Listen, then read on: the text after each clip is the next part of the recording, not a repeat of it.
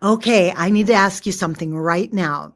If you could solve a murder in one place, would it be a small town or would it be a glamorous country club? Because tonight's author has built an entire world of mysteries and secrets and even a little bit of drama inside a country club. Hello, everybody. Welcome to another ReaderCrate author interview. If we haven't met yet, I'm Alyssa Granlund. I'm the founder of ReaderCrate, and I'm also an author.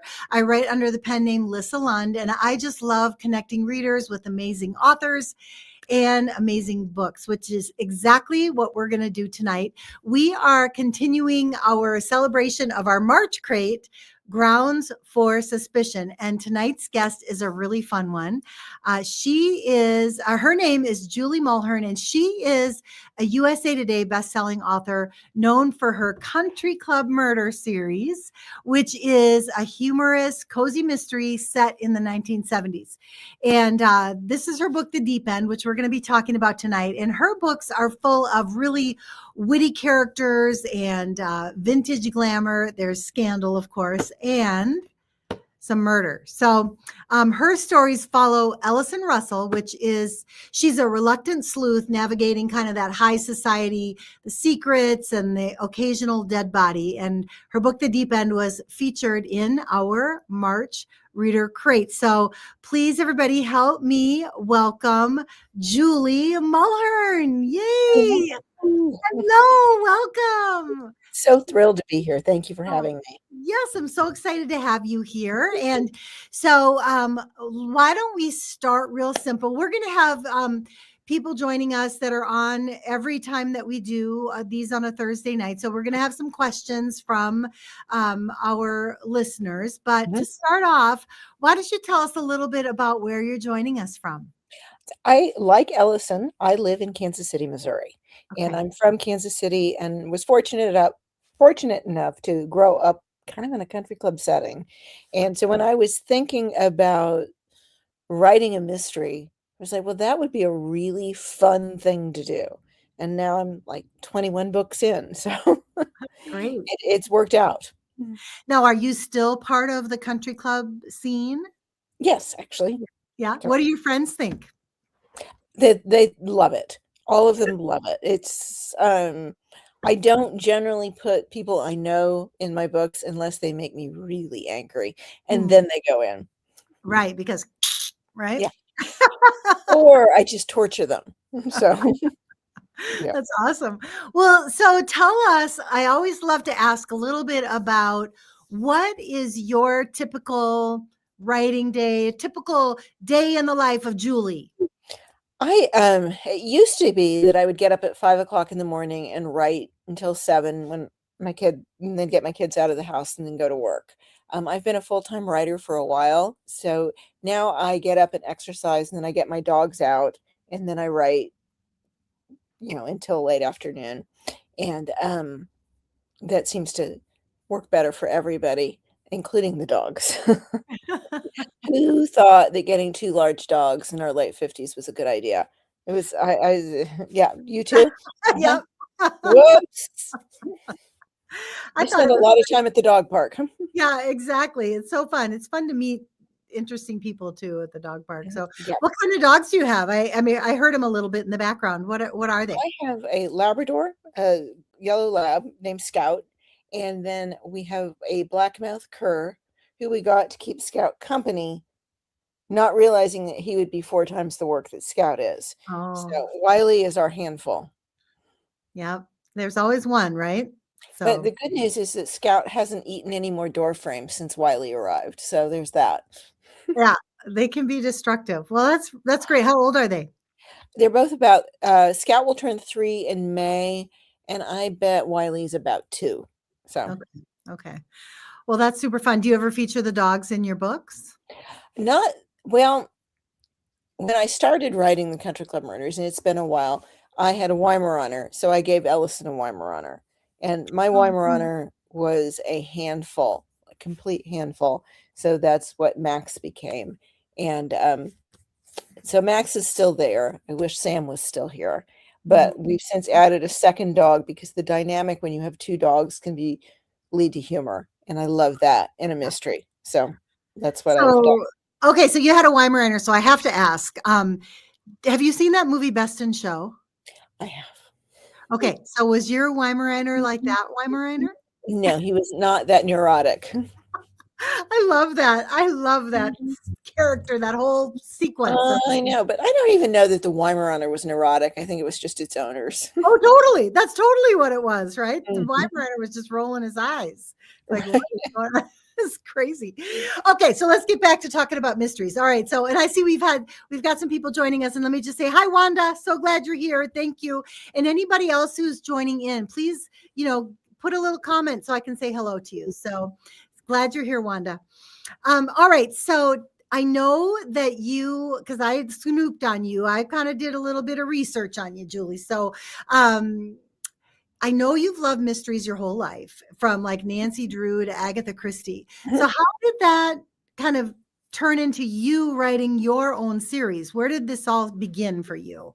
I have kind of a backward trip into publishing in that I was writing magazine articles, and I got an agent to rep my magazine articles, and she said, well, you really ought to write a book. You're good, you ought to write a book. And so before I ever wrote a book, I had an agent who was interested in repping me, and I wrote a book. It was terrible because magazine articles and fiction are not remotely this. Yeah. And so I wrote a second book, and it was less terrible. And then Joanne, who's my agent at the time, said, write a romance. See how you do with that. Because this whole kind of, I was writing young adult mysteries. And she's like, I don't think you've got the right voice for it. So I didn't read romance or anything. So I read a bunch of romances, and I wrote a romance. And it was not terrible. It's not terrible. And I kill a lot of people in it. So it doesn't really work as a romance, but it's not a terrible book. And at any rate, around that time, Joanne got pregnant and left the business, and I got another agent, and it went out on submission. And when you're out on submission as a new author, frequently you will get this thing called R&R, which is not rest and relaxation. It's revise and resubmit. Oh. And I was getting R&Rs on this romance with lots of dead bodies and a mystery as its central core, over and over again. And finally, after about the third time, I said to my agent, I'm not doing that again. It is what it is. And if nobody wants it, nobody wants it. But I'm not revising it again because it's getting overwritten. And she said, well, are you working on your second book? And I was like, oh, yeah. Why would I write a second book in this series when the first one isn't selling? And I sat down and wrote what I really liked, which is straight up mysteries. At the time, I was reading a lot of Martha Grimes. Love Martha Grimes to this day. I love her English pub mysteries, and kind of that witty, cozy mysteries with humor. I just love them. And I really liked Rhys Bowen's Evans series at that point. And so I was reading cozy mysteries. So when I sat down, and I didn't know they were cozy mysteries, I just knew that those were the kind of mysteries that I really liked reading. I really enjoyed them. And I sat down to write one, and it was The Deep End. And it sold. I finished it in a few months because I was so excited about it. And it sold like right away. And the rest is history. So That's pretty fun. Well, for people who are new, why don't you tell us a little bit about The Deep End and kind of the country club mysteries, and, without giving it away, but, Sure. Just a little bit of the premise. The premise, of course, is that Ellison Russell is, she's just shy of 40.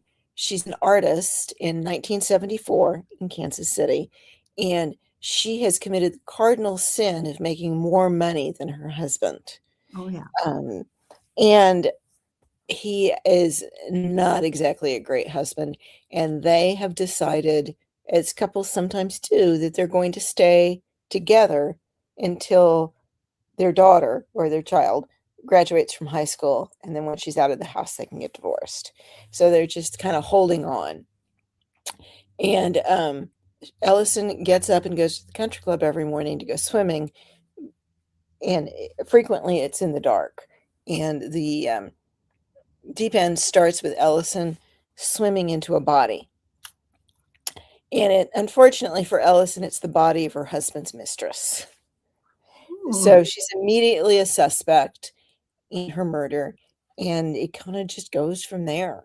Country club types. It was great fun to write. Yep, it's quite the discovery. Mhm.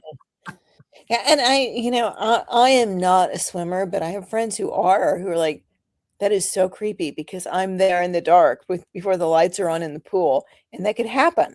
So Yeah. Yeah. Well, that's awesome. Well, all right. So your books are set in the 70s, which I love. I totally love the 70s, and because that's when I grew up. And so what made you choose that era? well, a couple of things.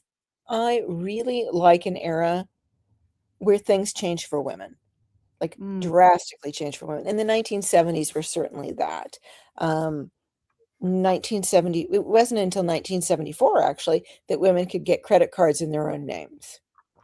Um, I try frequently to deal with women's issues in my books, whether it's sexual harassment at work, the idea of equal pay, um, domestic violence, all sorts of things. I mean, in Missouri, where I live, they didn't even have a domestic violence shelter until 1978.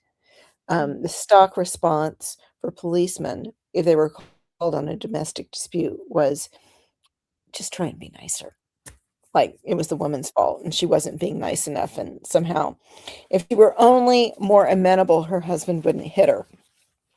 So, I mean, that all sounds kind of dark, but it really isn't. I mean, my mhm, books are funny. So, mhm, but mhm. I try and really do work women's issues into the storylines. Which so there's that. That's awesome. So I read that you use vintage magazines for inspiration, which makes sense since you used to write articles for magazines. So I'm sure that there's a couple reasons why you like that. Tell us about that a little bit. Well, I have like stacks. I have the entire night, and I have and it's just 1974, but I've got all the Vogues from 1974. I've got all the architectural digests from 1974, and I've got all the gourmets from 1974.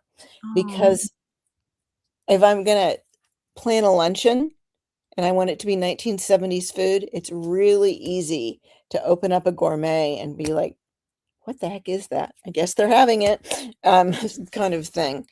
Um, so that they've been wonderful primary sources, frankly, mhm, of what people were wearing, what the lipstick colors were, what they were eating, decor. I mean, because I mean, you get the kind of stereotypical 70s lava lamp beanbag thing, mhm. but people who went to country clubs did not decorate with that. So that's where Architectural Digest has been very helpful. That's great. Well, so Ellison, first of all, what a cool name. I love the name Ellison Russell. That's awesome. She's such a fun character. So, who did you base her on, or how did you come up with her? I Ellison, yeah, I think there's always, whether we admit it or not, there's always a lot of ourselves in our protagonists. Mhm. So Ellison's kind of snarky, yeah, thing might be me a little bit, but I'm no artist, that's for sure. And I actually am married to a lovely man, so that's different also. But yeah, that sort of moral compass, I think that creating, especially for cozy mysteries, which tend to run long in the series, you have to create characters where people want to be friends with them and want to come back again and again and join them on their next adventure. Mhm. Yeah. So Do you have a that's favorite character in your series besides Aggie. Allison? I want Aggie. I want Aggie in my house every day. Yeah. Yeah. Aggie is the housekeeper who like makes Ellison's house run. Um and just to harken back to Nancy Drew for a minute, I mean, Nancy Drew and her father had Hannah, who like kept everything going. And if you think about it, like in a totally and I'm kind of think Nancy Drew's father is like, here is your sports car, here is your spending allowance. She had no maternal figure. She got to go and do whatever she wanted without any mother's influence. And then there was Hannah, who was just sort of like the voice of reason. And I loved that kind of feel. Obviously, Ellison has a mother to deal with, but Yeah. but again, comic relief. So, I read, and I would wholeheartedly agree that people really do connect with your characters. So, what do you think it is, or what's your secret to making them so real? Oh gosh, I don't. You stumped me on that. I mean, most people are shades of gray, and we've all got things we're proud of, and we all have flaws. And if you make a character too perfect, they're boring. Yeah. And if you make a character too dark, they become cartoonish. So it's kind of that balance. People love to hate Frances, who is Ellison's mother, right until she turns into a tiger mom and takes up for her daughter. And I can't tell you the number of times I've heard people say, I hated Frances right up until, and it's when she's come through for her daughter. Yeah. So That's good. So, yeah, because, your characters kind of feel like you feel like the family, right? I mean, you really feel that dynamic. Right. So, all right. So, if you could step into your own book, what would you want to do? What would be your role in the book if you became one of the characters in the books? Oh, wow. I think I would want to be Libba, who is Ellison's best friend, who kind of skates through life with a martini in her hand. I mean, yeah. Yeah. Cheers, guys. Not a martini, but It's so funny. So then if you were Libba, then what would your role be? Would you be a sleuth, or would you? well, I mean, Libba is the reflection character for Ellison. She's the one that Ellison can talk to and like bounce things off of. So I guess I would be the side character. The sidekick, yeah. The side character with a martini, a great haircut, and a fabulous closet. Yeah, exactly. Are you there, Lissa? Hello?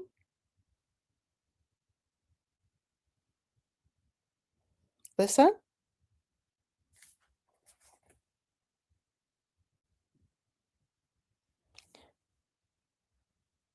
Lissa?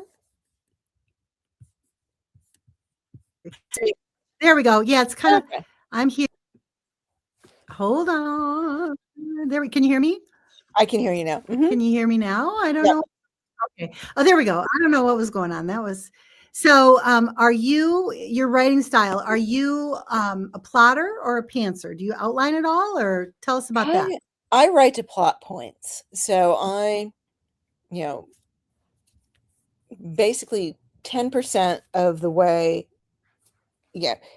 In my books, Ellison generally finds a body like straight off the bat because it sets up the mystery so quickly and gets readers engaged. And I love that. And then, I just say what really interesting thing could happen at the 25% mark. What interesting thing, what could change the whole outlook of the mystery at 50%. And then at 75%, how bad could I make things for Ellison and whatnot? And then at 90%, she solves it. And then I get the 10% to wrap things up. But so I write to plot points. And I am so basic that I will take a piece of paper and just fold it and write the plot points. And that's my outline. So, Wow, that's good. Keep it simple, right? well, what I have found is that if I heavily outline, I'm so bored that it becomes really hard for me to write it. Because if I know everything that's happening, it's boring. And then if you have like this detailed outline and you go off piste, which of course I would or do when I've tried to do it, then like the whole outline's worthless. So why? I've just spent a week writing an outline and now it's useless because I had a better idea. Yeah. What's the hardest part of writing for you? Sitting down. I mean, that's a really flippant answer, but it's true. I mean, I think that discipline and making yourself right every day, especially as long as I've been doing this now, is the hardest part, like sitting Mhm. down and actually doing the work. Mhm. Yeah. Do you have anything to help you to get into the groove? Um, I have like it's almost like a Pavlov's dog sort of playlist. I put my earbuds in, and that's the only time I listen to that playlist is when I'm working. And if it's on, I'm like, oh, okay, time to work. So What kind of music is that? it is, it's kind of a mix. It's my top 25 favorite songs of all time. So it's everything from Marshall Tucker to Trisha Yearwood to Stevie Ray Vaughan. So it's really eclectic. And I mean, I say that, and then I think there's psychedelic furs in there too. So it's really eclectic. What's But your favorite Trisha Yearwood tune? the song "Remembers When." I love that one too. Yeah, Yeah. that's Yeah. the Trisha Yearwood song that comes up. Yeah, that's a good one. I love that one. Mhm. That's the one that starts on a bus to St. Cloud, Minnesota. I don't know. I She thought I she saw you hears a there. she hears a song and it reminds her of being in love with this guy, and yeah. Mhm. Yep. I love that one. So, all right. So back to cozy mysteries.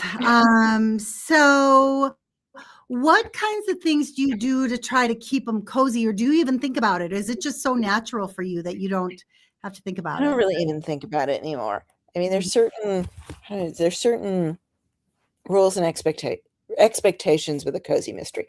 Obviously, the number one expectation in a cozy mystery, or any mystery, is the mystery is going to be solved. Mhm. Um, and that the bad guy, the murderer, is going to find justice. I mean, come to justice. Um, I had one book where I let the murderer skate, and I was fully, and my editor, everybody, I was fully expecting all sorts of blowback, and I didn't get it, which was lovely. But usually, the expectation is that the murderer is held accountable.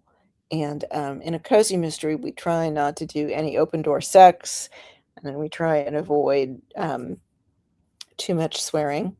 Yeah. And the occasional swear word can be really impactful. So there is that. Um, and I don't know.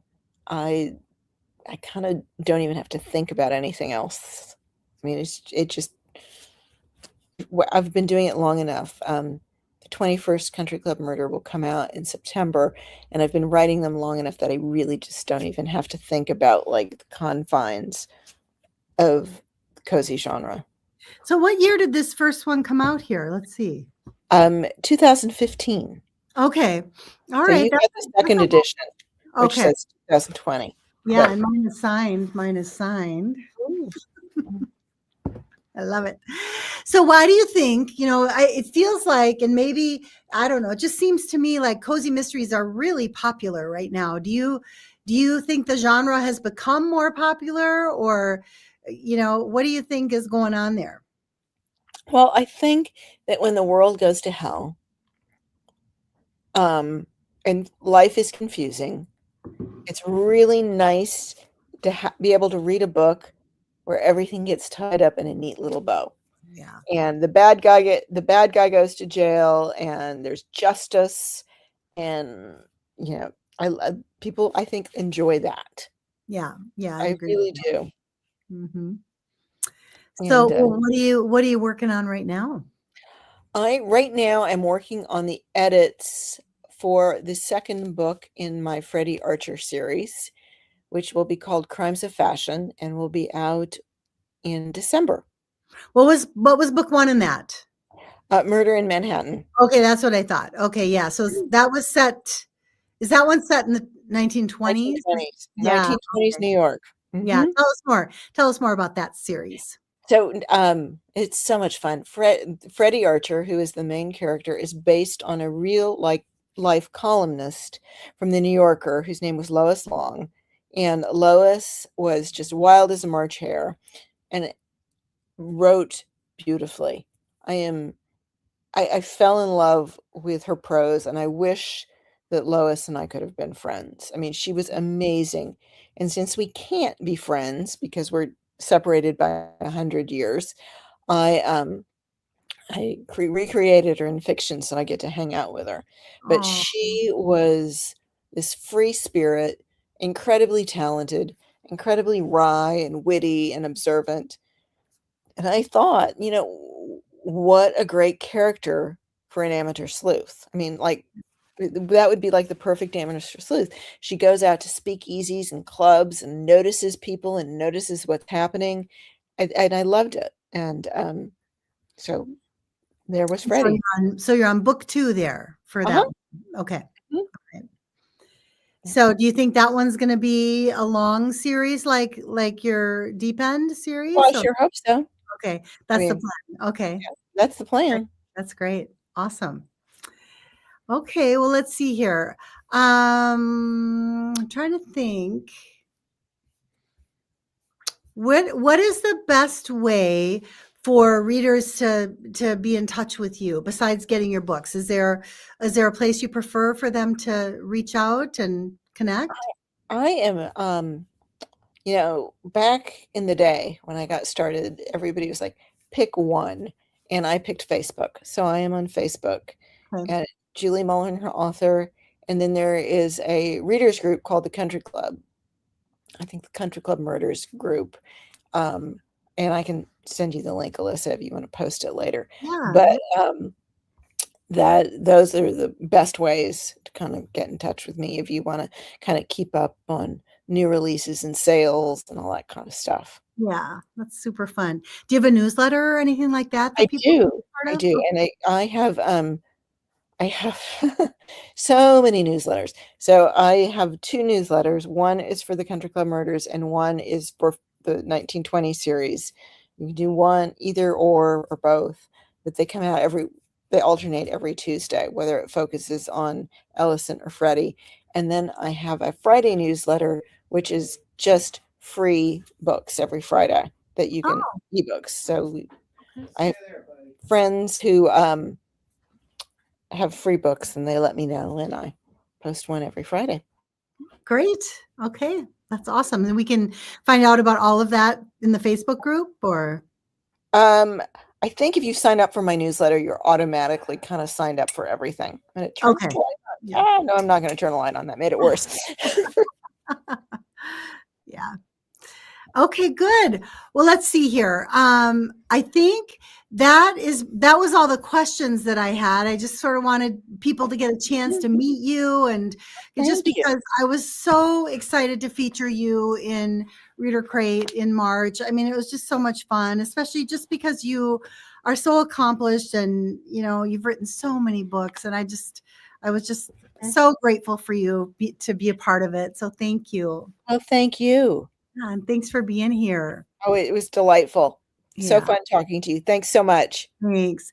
All right. So everybody, our next crate, I'm going to be actually packing them up this weekend. And the theme is petals and peril, basically where everything is blooming, including the body count. That's the theme. And so if you're interested in that, if you like to read, obviously, and you like being introduced to new authors and you'd like to maybe get a surprise in the mail every month, check us out at readercrate.com. And again, Julie, thank you so much for being here. Thank you for having me. Yeah, it was wonderful. And that's it. So really appreciate everybody joining us, and stay tuned. And I will put, like Julie said, I'll get the link for her Facebook page and I will add it to the comments in our live stream here. So, all right. Thanks so much, Lisa. Okay. We'll talk to you soon. Okay. Bye-bye.